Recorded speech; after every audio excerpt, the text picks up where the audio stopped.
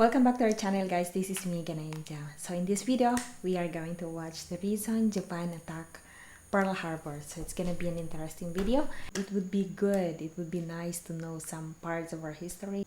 Okay, let's all do this. Thank you so much for being here. On the 26th of November 1941, a Japanese attack fleet consisting of 6 aircraft carriers, 2 battleships and hundreds of aircraft departed from Japan and began the long journey by to an Imperial assembly War point, Museum. 230 miles north of the Hawaiian island of Oahu. That was Their so target, far. the US Pacific Fleet, anchored at Pearl Harbor. Scheduled for the 7th of December, the attack would take the Americans by complete surprise, paralysing their fleet for months and costing thousands of lives. However, the attack would also change the course of the Second World War and spell ultimate doom for Imperial Japan. So why did the Japanese attack Pearl Harbor in the first place? And how did Japanese miscalculation in planning the attack doom them to defeat in the Second World War? Well, to answer that question, we first need to go back to the 1930s. So Japan had spent much of the early 20th century modernizing its economy and its military. So basically they wanted to build an empire, sort of like that of Great Britain and the United States. And from that they could extract natural resources, exploit labor, and build new trade routes, and become one of the world's great powers. But while Japan had big ambitions, there was one huge problem. The Japanese mainland did not have the natural resources required to build that empire. Japan needed to get its hands on more coal, iron, and in particular oil to make its ambitions a reality. It was 1931 when Japan took its first major step towards empire building, invading the Chinese province of Manchuria. Now, Manchuria had many of the resources that Japan needed and gave them a firmer foothold on the Asian continent for future advances. Over the next few years, Japan poked and prodded its way further into northern China before all-out war broke out between the two in July 1937. Wait, what was the first? Korea and Taiwan and Manchuria?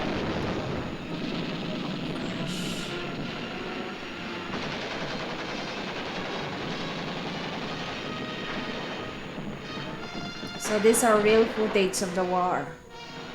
At first, things went very well for the Japanese. They won victory after victory, all the while carrying out major atrocities like the rape of Nanking and the terror bombing of Chinese civilians, which drew widespread international condemnation.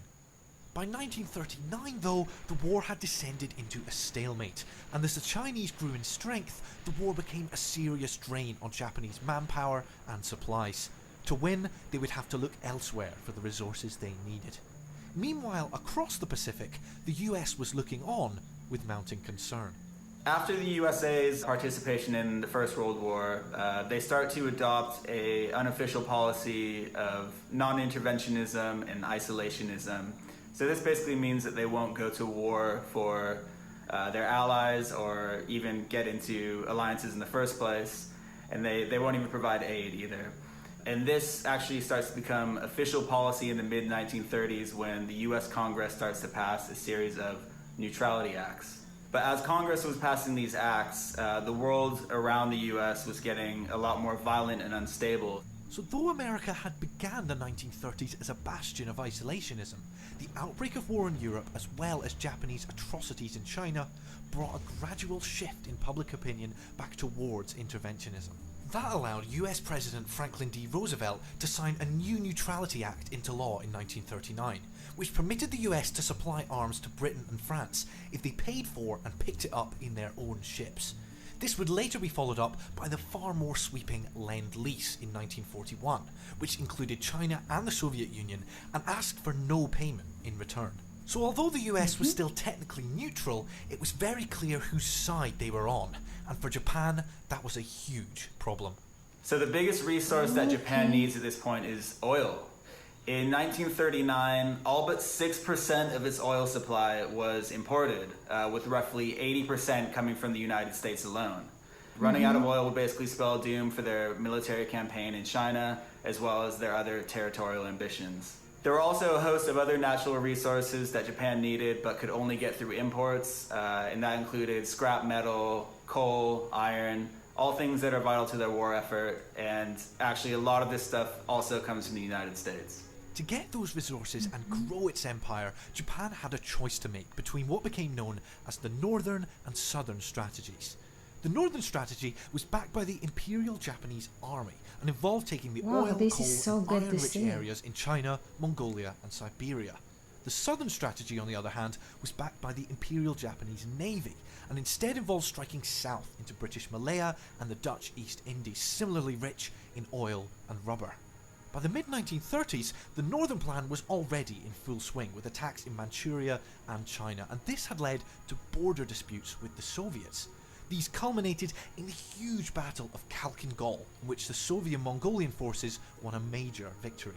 Suddenly Japan had to reconsider its plans.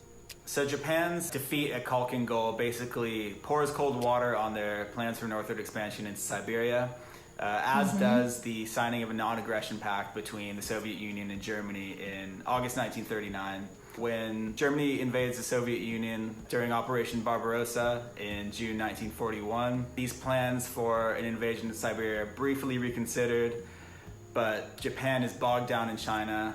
They're running out of natural resources and, it just doesn't happen. With the army bogged down in China, it was the navy who took up the mantle as Japan focused on its southern strategy instead. This began in earnest in 1940, when, in order to cut a key Chinese supply route, Japan entered the northern parts of French Indochina in an agreement with the Vichy French government. This worked in isolating the Chinese, but the US saw it as yet another act of Japanese aggression that threatened US interests in the Pacific. Coupled with Japan's recent alliance with Nazi Germany and Italy, the US responded by imposing an embargo on iron, steel and copper, all of which were essential to Japan's war industries and which were largely imported from the US. But the Japanese did not learn their lesson and occupied even more of French Indochina in July 1941 as a launch point for invasions further south. This time, the Americans responded even more forcefully. So this time, the US responds by freezing all of Japan's assets in the United States, and this prevents Japan from purchasing oil.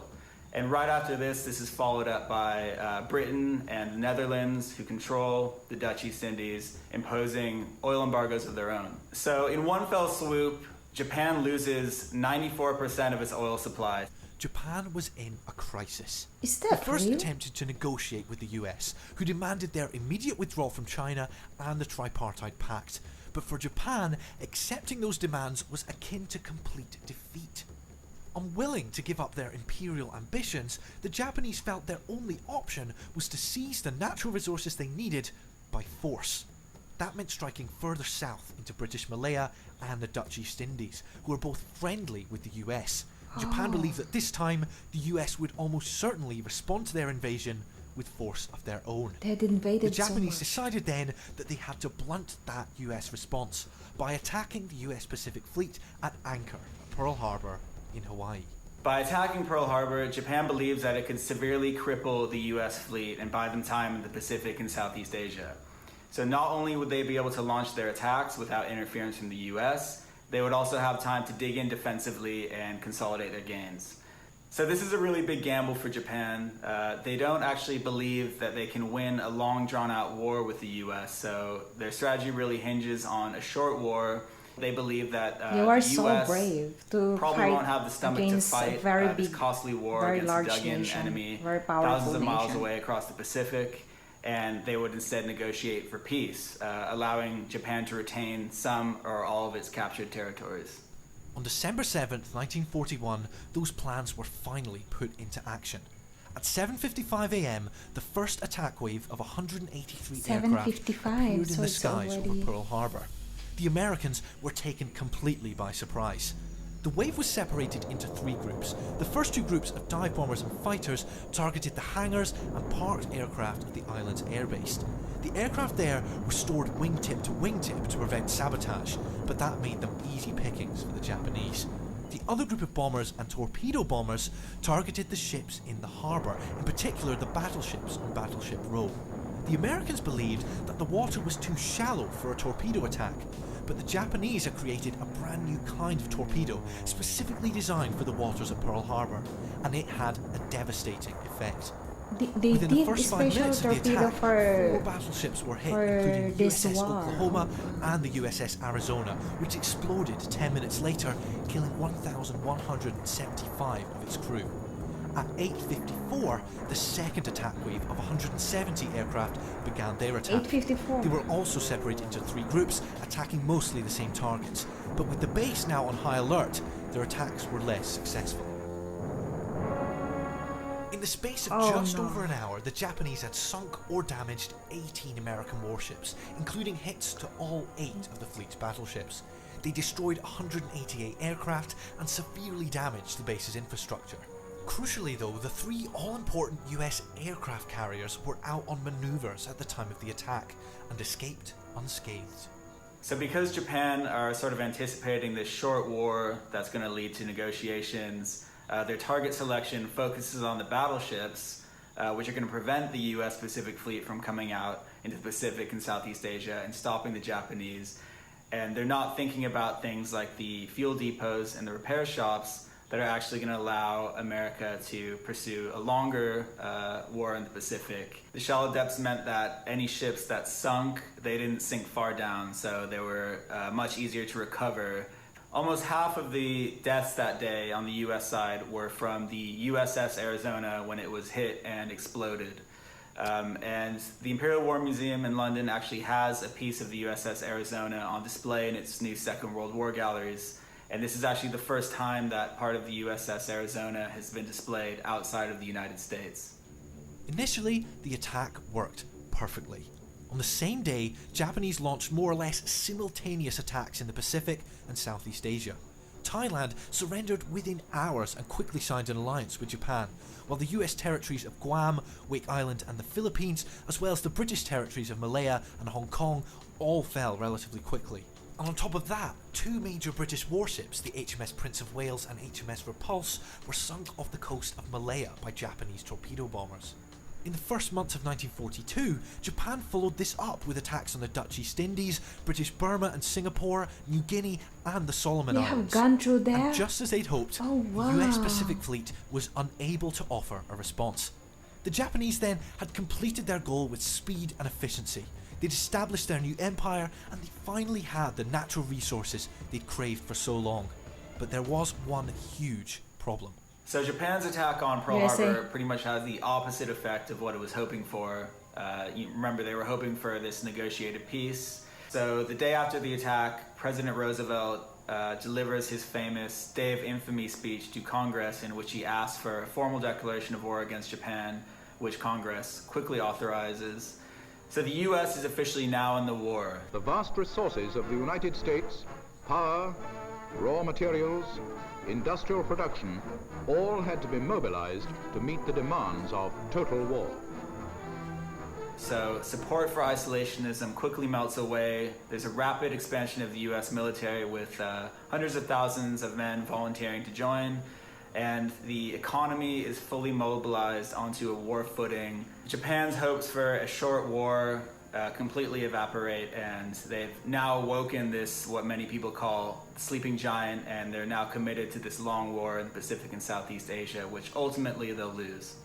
The Japanese attack at Pearl Harbor was a huge gamble, and one which did not pay off. Japan's desire for an empire and the natural resources to go with it had slowly awoken the US from its isolationism. Bogged down in China and unable to attack the Soviets, the Japanese decision to strike south resulted in a US oil embargo, which gave Japan little choice other than to give up its ambitions or go to war. Their decision to fight paid off in the short term, but once the US had geared up its war machine, for Japan there was little hope of victory. So because of their ambition to invade the Southeast Asian nation and to get their goal, their needed materials for their the Imperial Japan, they had attacked the Pearl Harbor, which made the American to join the World War II, and which made Japan lose that World War II. Japanese are really so brave to conquer those islands and to have an assault to the USA. fight for a very big, very large nation, very powerful nation. They were not afraid of fighting, the proof of their bravery. Okay, and this is iamjam, guys. Thank you so much for watching with me again, and I hope to see you and watch with you on my next history reaction. Bye bye. Have a nice day.